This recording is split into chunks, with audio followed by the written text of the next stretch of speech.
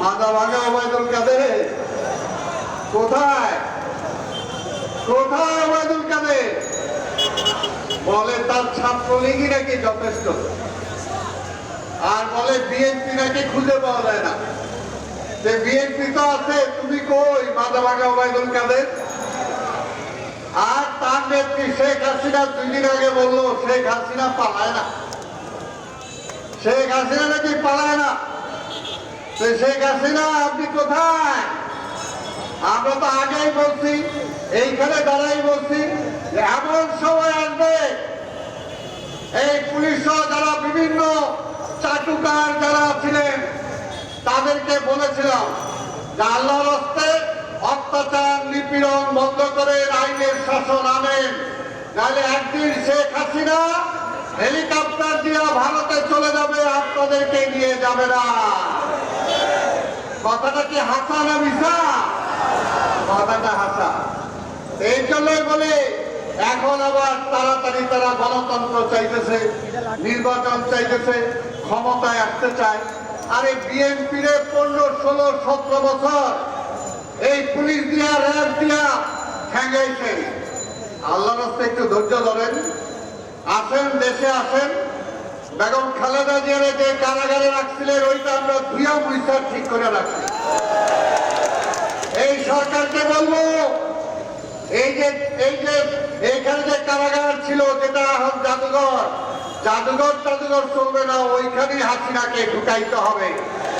বেগম খালেদা জিয়াকে যে রুমে রাখছিলেন সেই রুমে শেখ হাসিনাকে রাখতে হবে। ওবায়দুল কাদের সাহেব বলেছেন এই পতনের মাত্র কিছুদিন আগেও, পালাবো না। পালাবো কেন? দরকার পড়লে মির্জা ফখরুলের বাড়িতে গিয়ে উঠবো। মনে আছে না আপনাদের? বলেছে না? তারপরে আবার বলেছে প্রয়োজন করলে ঠাকুরগাঁয়ে গিয়ে তার বাড়িতে উঠবো।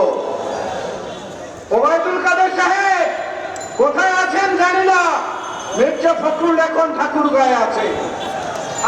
যদি তার ওখানে যান হয়তো নিরাপদে থাকতে পারবেন, কারণ বিএনপির মধ্যে উদারতা আছে, বিএনপির মধ্যে আত্মবিশ্বাস আছে, বিএনপির মধ্যে পরম সহিষ্ণুতা আছে, যেটা আপনাদের মধ্যে নাই। সুতরাং আপনি আপনার কথা রাখেন, মির্জা ফখরুলের বাসায় যান, দেখবেন বিএনপি হচ্ছে আপনাদের সবচেয়ে নিরাপদ আশ্রয়স্থল। যে নেতা ছিল প্রচারী নেতা, তার বিরুদ্ধে 58% জনগণ চলে গিয়েছিল।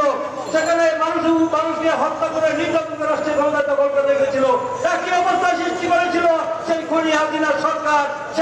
সেই ক্ষমতার জন্য হন্য হয়ে গিয়েছিল। আমরা দেখেছিলাম যে আর যদি 1 ঘন্টা দেরি হতো সেই বাস্তির দুর্গের রাজার খান লুইকে সেখানে সেই লক্ষ কোটি জনগণ সেই বাস্তির দুর্গ ভেঙে তাকে ধরে জবাই করে গেরোসিন দিয়ে জবাই করে তার রক্ত দিয়ে উল্লাস করেছিল। কিন্তু এবার দুর্ভাগ্য এই বাংলাদেশ ছাত্র জনতা সেই গণভবন ভেঙে ঢুকেছিল, তার পতন হয়েছিল, কিন্তু স্বৈরাচার হাসিনাকে পাওয়া যায় না। তিনি উড়াল দিয়েছেন, হেলিকপ্টারে ভারতে পালিয়ে গিয়েছে। তাকে পেলেও একই অবস্থা হতো বাংলাদেশে। আজকে আমরা 15 বছর যাবৎ আন্দোলন সংগ্রাম করে আসছি। এই যে গত 5 তারিখের আগে যে হত্যাকাণ্ড হয়েছে, সেই হত্যাকাণ্ডের আগে আমাদের বিডিআর বাহিনী বিডিআরের 58 জন জনকে শ্রেষ্ঠ জন মেজর সহ শ্রেষ্ঠ অফিসারদের হত্যা করেছে এই শেখ হাসিনা হত্যা করেছে। এখানে আমাদের হেফাজত ইসলামের যে সমস্ত কর্মকর্তা কর্মীরা গিয়েছিলেন, শাপলা চত্বরে হাজার হাজার হেফাজত ইসলামের মানুষকে হত্যা করা হয়েছে। কথা বলতে দেওয়া হয় নাই, লিখতে দেওয়া হয় নাই, সমস্ত কিছু স্তব্ধ করে দিয়েছে। কোন সাংবাদিক অথবা টেলিভিশনে কোন নিউজ করতে দেয় নাই।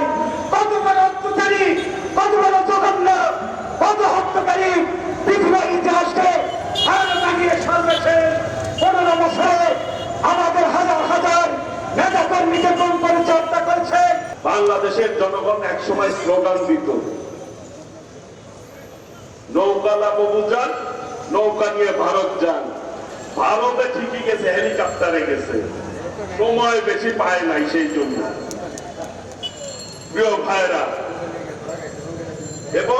গতকাল নৌকা দিয়ে পালাতে গিয়ে 2 জন ধরা খেয়েছে। প্রিয় ভাইরা, কাজে অন্যায় করে অত্যাচার করে কখনোই এই বাংলাদেশে কেউ কোনোদিন পার পায় নাই, এই খুনি হাসিনাও পার পায় নাই।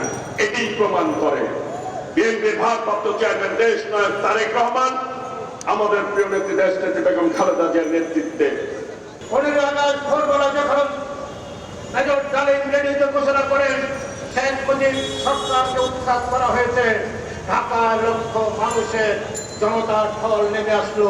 ঢাকার কোনো মিষ্টি দোকানে মিষ্টি ছিল না। ঢাকার মানুষের উল্লাস, ট্যাঙ্কের উপর দাঁড়িয়ে মানুষ নৃত্য করেছে, মানুষ উল্লাস করেছে। 5ই আগস্ট যখন শেখ হাসিনা পালিয়ে গেল, ঢাকা শহরে কোনো মিষ্টি ছিল না। আমরা কোনো মিষ্টি দোকানে মিষ্টি দেখি নাই।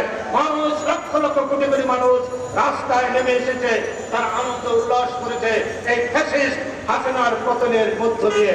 তাই আমরা বলতে চাই, আজকে 5ই আগস্টের পরে আমরা দেখলাম না কোনো শেখ হাসিনার কোন যোদ্ধাকে রাজপথে দাঁড়িয়ে শেখ হাসিনার পক্ষে একটি স্লোগান দিতে।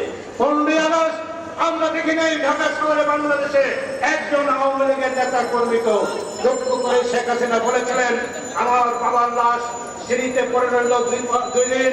আপনারা আগের দিন ভোট পর্যন্ত বলেছেন বঙ্গবন্ধু যেখানে আমরা আছি সেখানে আমার বাবার লাশ পড়ে রইল, আপনাকে উঠি দিয়েও দেখেন নাই। আমার বাবার লাশ দাফন হলো রিলিফের কাপড় দিয়ে নিজেরা বিলি করতেন, সেই রিলিফের কাপড় দিয়ে বাংলা সাবান দিয়ে গোসল করে 5 জন মাত্র লোক আমার বাবার জানাজা অংশগ্রহণ করেছে। ইতিহাস পরিণতি ইতিহাস এমনই হয়, ইতিহাস ফ্যাসিস্টের পক্ষে হয় না। ইতিহাস ফ্যাসিস্টের এমনি পরিণত হয় যেমনি ভাবে হিটলারের হয়েছে, যেমনি ভাবে ইয়াইয়ার হয়েছে, যেমনি ভাবে এরশাদের হয়েছে বাংলাদেশে, তেমনি ভাবে শেখ হাসিনা আপনারও তেমনি পতন হয়েছে। তাই আমরা আজকে বলতে চাই, আরেকটি দিন আমার মনে আছে, আমি সেদিন যুবদলের কেন্দ্রীয় ট্রেজারার ছিলাম। 1981 সালের 30 মে যখন রেডিওতে ভেসে আসলো শহীদ প্রেসিডেন্ট জিয়া রহমান শাহাদাত বরণ করছেন চট্টগ্রাম সার্কিট হাউসে কিছু বিপদগামী সৈনিকের দ্বারা। আমরা এখানে আসলাম, আমরা 20-30 জন মিছিল বের করলাম।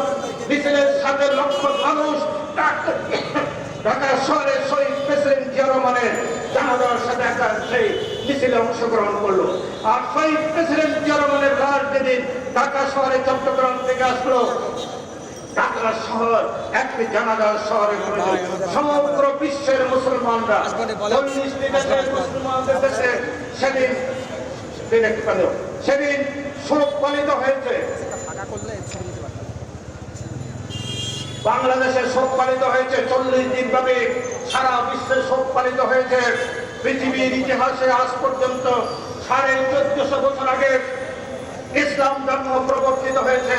কোন মুসলমান বা কোন মুসলমান রাষ্ট্রনায়কের ভাগ্যে এত বড় জানাজা তুলনায় কোটি কোটি মানুষ সেদিন শহীদ প্রেসিডেন্ট জিয়া রহমানের জানাজায় অংশগ্রহণ করে প্রমাণ করেছেন শহীদ প্রেসিডেন্ট জিয়া রহমান শতাব্দীর শ্রেষ্ঠ রাষ্ট্রনায়ক, একজন সৎ, একজন মুমিন, একজন ইমানদার মুসলমান রাষ্ট্রনায়ক। হযরত ওমরের পরে পৃথিবীর মুসলমান একজন রাষ্ট্রনায়ক এসেছিলেন, তিনি হলেন শহীদ প্রেসিডেন্ট জিয়া রহমান, যার গলায় আপনারা দেখেন সাদা বরণ করার পরেও একটি রূপার চেনে একটি তাবিজের কবচ তার গলায় চলত। এটা তাবিজ নয়, এখানে 30 পারা কোরআন শরীফ তার গলায় চলে যাচ্ত। 30 পারা কোরআন শরীফ দিয়ে যিনি রাষ্ট্র পরিচালনা করতেন, একজন সৎ রাষ্ট্রনায়ক, সারা পৃথিবীর শতাব্দীর শ্রেষ্ঠ বীর মুক্তিযোদ্ধা শহীদ প্রেসিডেন্ট জিয়া রহমান। আমি সরোয়ার্দী উদ্যানে দাঁড়িয়ে ইসলামী আন্দোলনের সমাবেশে বলেছিলাম, শেখ হাসিনা কদিন আগে আপনি এখানে দাঁড়িয়ে বলেছেন জিয়া রহমান নাকি পাকিস্তানের চর রাজাকার। আমি সেদিন দাঁড়িয়েছিলাম, শেখ হাসিনা আপনার বাবা শ্রেষ্ঠ সেক্টর কমান্ডার হিসেবে, শতাব্দীর সেরা মুক্তিযোদ্ধা হিসাবে শহীদ প্রেসিডেন্ট জিয়া রহমানের বীরত্ব উপহার দিয়েছেন। তাহলে আপনার বাবা যদি একজন রাজাকারকে এই উপহার দিয়ে থাকে, তাহলে আপনার বাবার মরণোত্তর বিচার করেন শেখ মুজিবের কেন একজন রাজাকারকে এই উপহার দিয়ে দিল?